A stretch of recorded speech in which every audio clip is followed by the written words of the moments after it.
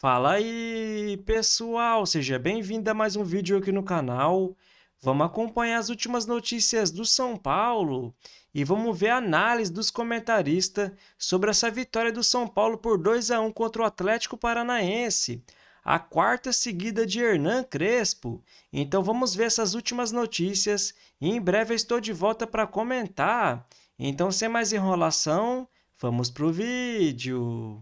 São Paulo 2, Atlético Paranaense 1, Copa do Brasil, jogo de ida às oitavas de final. Era para ter sido mais, mas aí 2-0, jogo meio resolvido. Até o Atlético Paranaense estava meio satisfeito com esse 2-0.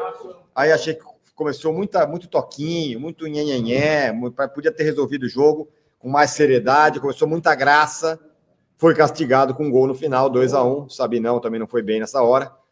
E na hora do gol, 2-1 deixou a eliminatória viva, né? Podia estar com 2-0, estaria bem mais tranquilo, mas não, tá vivo. Foi um jogo, eu achei ok do São Paulo, foi um jogo incrível. Depois de 2-0 poderia ter sido mais, mas como eu falei, muita graça depois do segundo gol. E aí o São Paulo termina o jogo com 2-1 e com a eliminatória viva. Então, diga lá, o que vocês acharam? Eu quero saber de você, Arnaldo. Você gostou e de vocês também. Gostou, adorou, não gostou? Deu por gasto ou foi um lixo? Deu pro gasto, Tironi. Acho que o gol no final do Atlético deixa a eliminatória aberta, como você falou. Mas eu não achei exatamente um castigo, né? Eu acho que, embora o time tenha exagerado um pouco das firulas na parte final, eu acho que está na conta de uma partida em que todos arriscaram um pouco, né? O São Paulo arriscou na escalação, arriscou nas substituições, foi fazendo um rodízio pensando mais à frente, pensando no desgaste. Perdeu um jogador logo no início machucado. Mais um, meu Deus do céu. Puta merda. Então, eu acho que foi importante a vitória. Poderia ter sido o 2-0, seria lindo, mas no momento do 2-0, você falou, eu acho que tem razão, meia razão. No momento do 2-0, no momento do 2-0, quando faz o segundo gol, a jogada do Rodriguinho, gol do Ferreirinha, o São Paulo já não estava tão bem, já não estava conseguindo se impor. Fez o segundo, uma baita jogada do Ferreirinha, aí o Atlético deu aquela, né, foi para as cordas, e aí sim, eu acho que o São Paulo não soube nocautear e acabou tomando um gol no final. Aliás, um ótimo jogador, o Viveiros, que é o artilheiro da Libertadores, que o Atlético Paranaense tirou do Nacional de Medellín. Mas o deu para o gasto é que o time venceu em casa, teve outros bons momentos, tem algumas boas notícias e segue numa toada de boas atuações com o público participando, 42 mil pessoas. Vai ter que jogar a Vera em Curitiba, mas conseguiu ao menos a vitória dentro de casa, que era o mínimo necessário para essa largada. Então, nenhum arriscou, mas em compensação ninguém largou também, né? Não é que o exato. Com a reserveira toda, embora tenha ido escolher e tal. E aí entrou alguns titulares no segundo tempo, enfim, tentou administrar o elenco. Acho que ficou claro que esse negócio de terceira prioridade não vai... romeno, né? Então não jogaram Rafael, o Ferrarese que está suspenso, o Enzo não começou, teve que entrar, mas tinha sido poupado, o Alisson, o Bobadilha e o Luciano, né? No final das contas, ele tirou 6 dos principais e depois, nos 15 minutos do segundo tempo, ele trocou 2 titulares para não exauri-los, né? O Marcos Antônio e o André Silva. E aí ficou correndo risco. Ele não teve o time titular em nenhum momento, né? E aí acho que isso também custou um pouco da situação, porque o São Paulo não tem tantos reservas bons assim para você fazer 2 times no mesmo nível. E acho que alguns deram um bom sinal, mas eles não mantêm ainda um nível de jogo. Por exemplo, Pablo, gol bonito, começou muito bem o primeiro tempo, não aguentou o tempo todo, né? Rodriguinho. Mas enquanto esteve bem no campo, eu gostei bastante. Mas não aguentou, teve que ser trocado, porque essa é uma situação, né? E aí tem muita gente bravo com a questão do Jandrei. A gente assistiu o jogo do lado do Rafael, no camarote do lado do Rafael, goleiro. Mas eu não achei que o Jandrei comprometeu. Alguém comprometeu? Não, não sei, o gol comprometeu. Precisa ver tipo, por outro ângulo. Não, dali onde eu vi, não, achei, cara, cara chute de frente, também achei. Melhor possibilidade. Eu também achei. A galera falando do Pablo Maia, eu gostei bastante dele. Achei um bom jogo, enquanto ele aguentou, sim.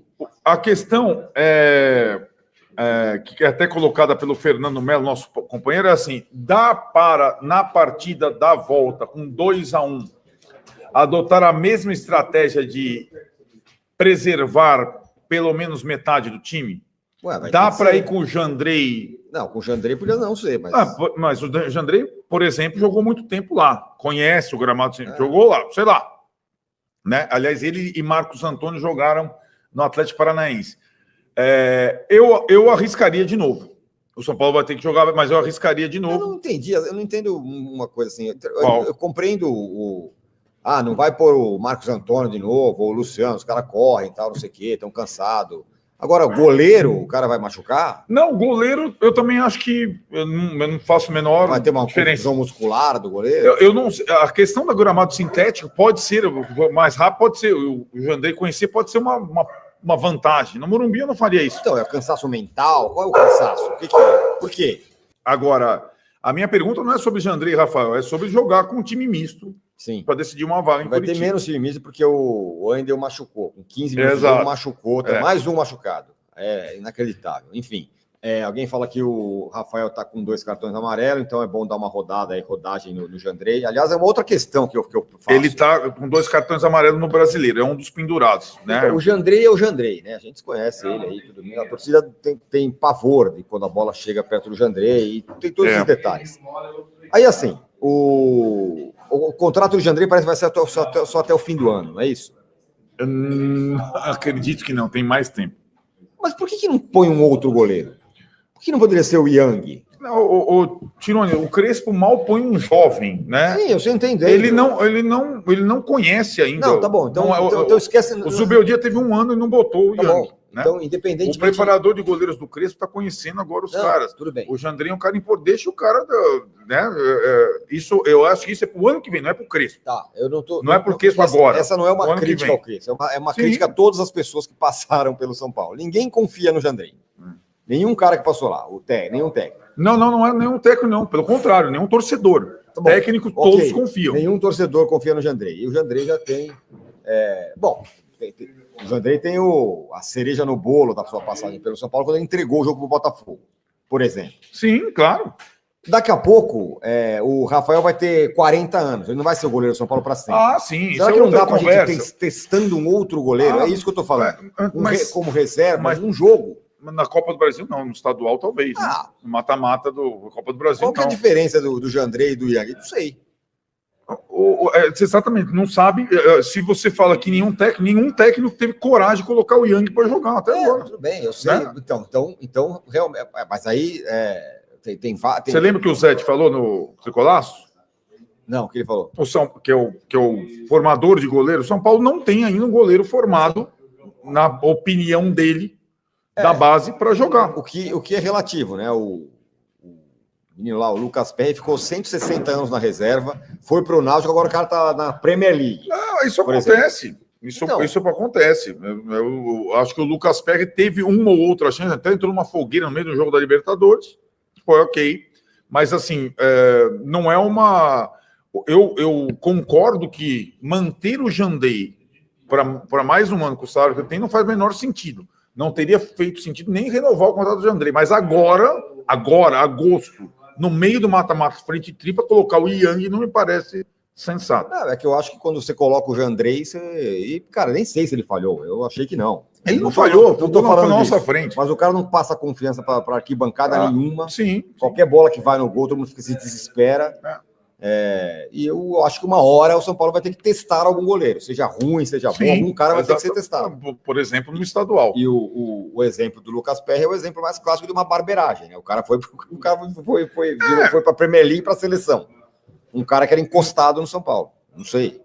O grande Gustavo Nick, que participou com a gente do Tricolaço da semana, coloca aqui: time mesclado, 4ª vitória seguida, testes feitos, Rodriguinho e Mike Poderia ser melhor, sim, mas também poderia ter tomado 1-0 na primeira bola do Kardec, é mesmo, né, Tirou? Primeira bola. Cabeceou sozinho, quase.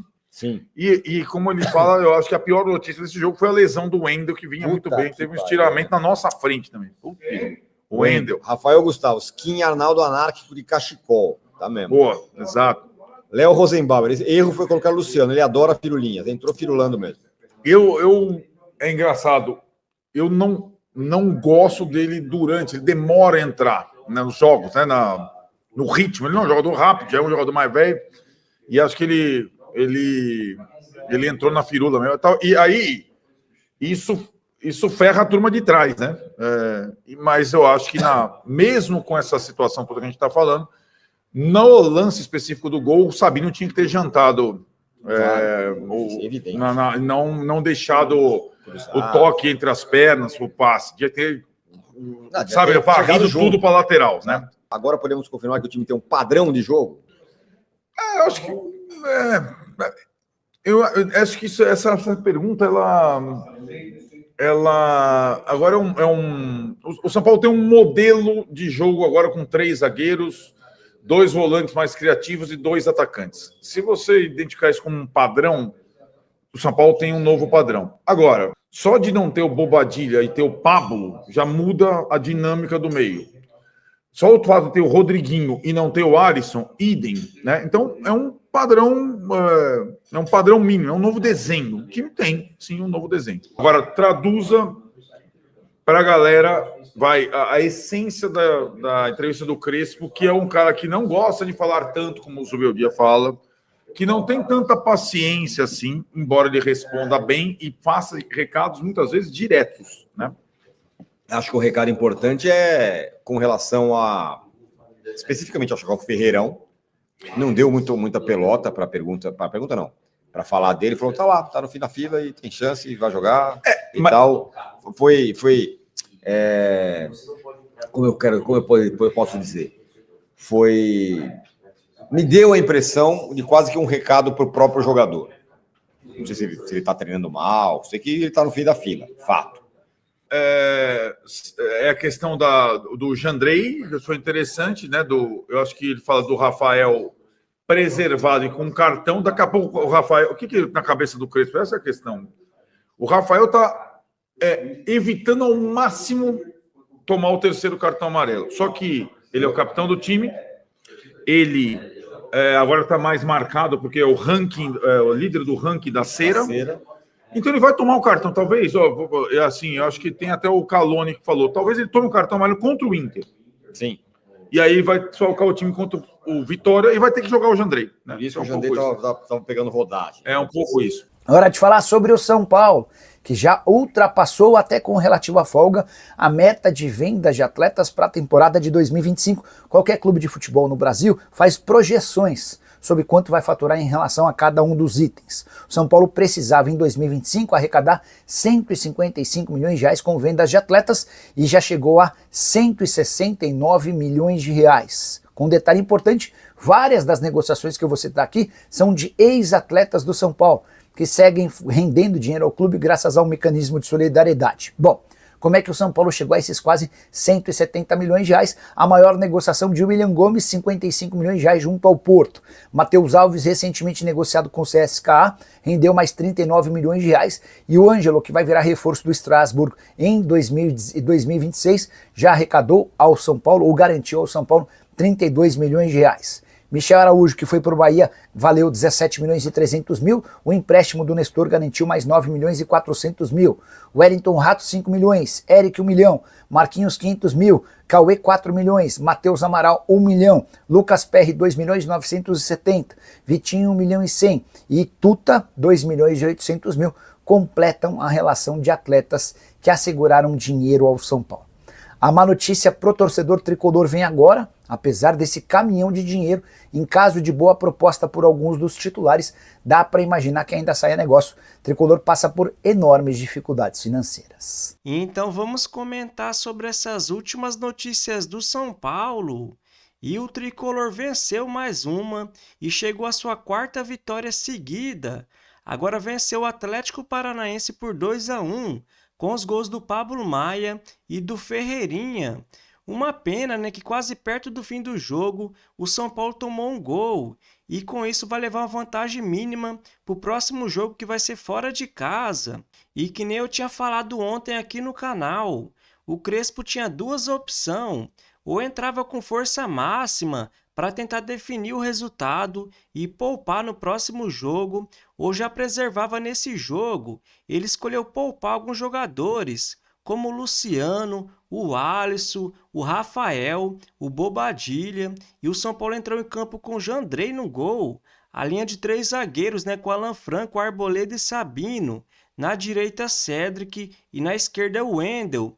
E no meio-campo tinha Pablo Maia, Marcos Antônio e Rodriguinho. E na frente, André Silva e Ferreirinha. Mas na minha visão, né, galera?